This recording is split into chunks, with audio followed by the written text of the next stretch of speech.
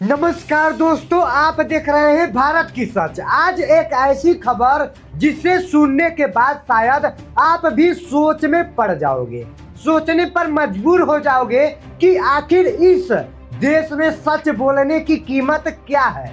जरा सोचिए, अगर कोई युवक पढ़ा लिखा हो और मेहनती हो और समाज में बदलाव लाने की कोशिश कर रहे हो तो क्या उसे सम्मान मिलेगा या उसे फर्जी मुकदमे में जेल भेज दिया जाएगा।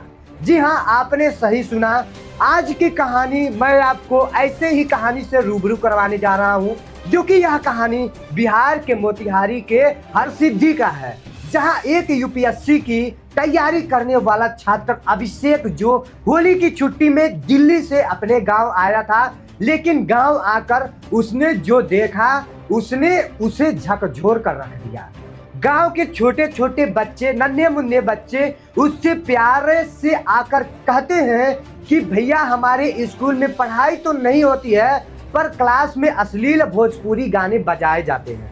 हमें पढ़ाने वाला कोई नहीं है और हमारे स्कूल में पैसे लूटने वाले बहुत लोग हैं। अब आप खुद सोचिए, अगर आपके सामने कोई नन्हा मुन्ना बच्चा ये शिकायत करे तो क्या आप चुपचाप बैठे रह जाओगे? भाई, ऐसा तो कभी हो ही नहीं सकता, क्योंकि अभिषेक भी चुप नहीं बैठा। वो सीधा गांव के प्राथमिक विद्यालय पहुंच गया, मोबाइल निकाला और वहां की हकीकत रिकॉर्ड कर दी। वो वीडियो बनाना शुरू कर दिया, जहां पर उनके प्रबंधक और वहां के प्राइमरी स्कूल के प्रिंसिपल वहां पे बैठा करते थे। वहीं पर जाकर के वो सिर्फ एक स्कूल की कहानी नहीं थी, बल्कि उस सिस्टम की तस्वीर ली थी जिस पर करोड़ों गरीब बच्चा का भविष्य टिका हुआ है। सोशल मीडिया पर आया और देखते ही देखते पूरे देशों में वायरल हो गया। लोग कमेंट करने लगे, सरकारी स्कूल की यही हालत हो रही है हर स्टेट में, हर स्टेट के गांव में बच्चों का भविष्य बर्बाद हो रहा है। और कोई तो है जिसने सच दिखाया है। मामला धीरे धीरे बड़े अधिकारियों तक पहुंच गया और अभिषेक ने भी हार नहीं मानी। वो अपना अलग अलग सरकारी दफ्तरों में गया, वो गया, लेकिन तो उसका कोई नहीं सुन रहा था। अधिकारियों को आवेदन भी दिया, उसका भी कोई सुनवाई नहीं हुआ, जबकि वो भी दिल्ली में जाकर के यूपीएससी का तैयारी कर रहा है। और कहा स्कूल की जांच होनी चाहिए, आवेदन में लिखा अभिषेक ने स्कूल की जांच होनी चाहिए। लेकिन यहीं से कहानी पलट जाती है और अभिषेक का आरोप है कि विद्यालय के कुछ शिक्षकों ने उसे जान से मारने की धमकी दी है। अब अगर किसी को धमकी मिले तो कहाँ जाएगा? थाने में ही तो जाएगा। अभिषेक भी गया हरसिद्धि थाने में एक आवेदन लेकर, लेकिन उसके साथ हुआ उसकी शायद उसने भी कल्पना नहीं की होगी। भाई, कोई उसका कल्पना नहीं किया था जो उसके साथ हो गया उसके बाद, कि थाना प्रभारी ने शिक्षकों से मिली भगत बनके अभिषेक पर ही फर्जी मुकदमा दर्ज करवा दिया है। और मुकदमा में ऐसी ऐसी धारा लगाए हैं कि अभिषेक का निकलना बहुत ज्यादा मुश्किल सामने आ रहा है। ये सुनकर कोई भी हैरान हो गया कि इसके बाद देखिए, लाइव प्रूफ मैं आपको दिखाता हूँ। आप यहाँ पे देख सकते हैं अभिषेक ने क्या बोला यहाँ पे अपने कांस्टेबल यानी दरोगा से। यहाँ पे आप देखिए। मैं आवेदन देने आया हूँ और मुझे अरेस्ट किया जा रहा है। ठीक है, मेरा जुर्म है कि मैं बच्चों के लिए आवाज उठा रहा था, गलत के खिलाफ आवाज उठा रहा था। सर, मुझे अरेस्ट करेंगे। ठीक है। अब इसके बाद शिकायत में लिखा गया, अभिषेक स्कूल की बाउंड्री फाड़कर अंदर घुसा था और 5 लाख रुपए की रंगदारी मांगी।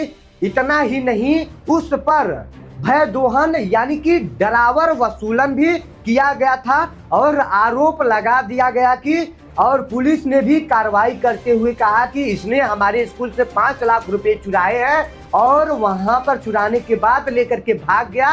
अब सवाल ये उठता है, एक यूपीएससी की तैयारी करने वाला छात्र जो बच्चों की भविष्य का सोच रहा है, पढ़ाई की बात कर रहा था, वह अब सच में 5 लाख रुपए की चोरी कर सकता है? और क्या वह AK-47 और बम लेकर स्कूल में जाएगा? या फिर कहीं ऐसा तो नहीं कि सिस्टम को आईना दिखाने की साजिश की जा रही है? इस खबर के सामने आने के बाद कुछ अखबारों में भी खबर छपी हुई है, लेकिन खबर का शीर्षक क्या था? यूट्यूबर भावना भवादोहन के आरोप में 7 लोग गिरफ्तार हैं। भाई अभिषेक अभी खाली इसमें इन्वॉल्व नहीं है, इसके साथ साथ 7 यूट्यूबर भी इसमें मतलब इन्वॉल्व हैं कि मानो अभिषेक कोई अपराध हो, यही से एक और बहस शुरू हो जाती है मुख्य धारा मीडिया बनाम डिजिटल मीडिया।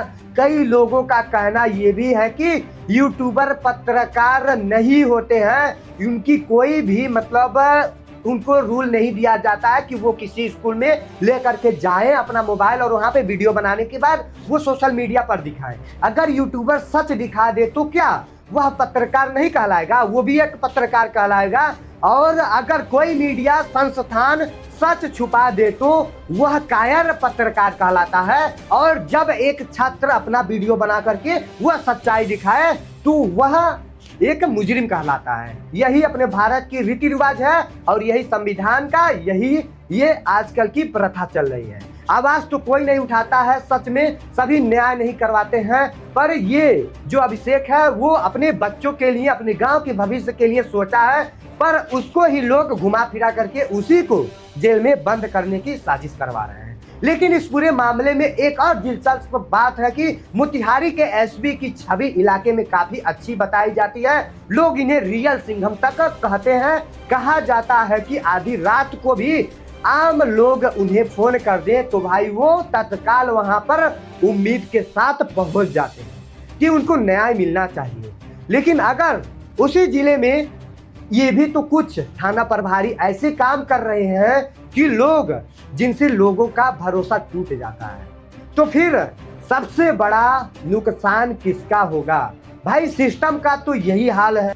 इसलिए इस मामले में मांग उठ रही है कि मोतिहारी के डीएम और एसपी पूरे मामले की निष्पक्ष जांच कराई जाए और अभिषेक को यहां पर गलत ना ठहराया जाए। तो कानून अपना काम करे लेकिन अभिषेक को निर्दोष साबित करना जाए।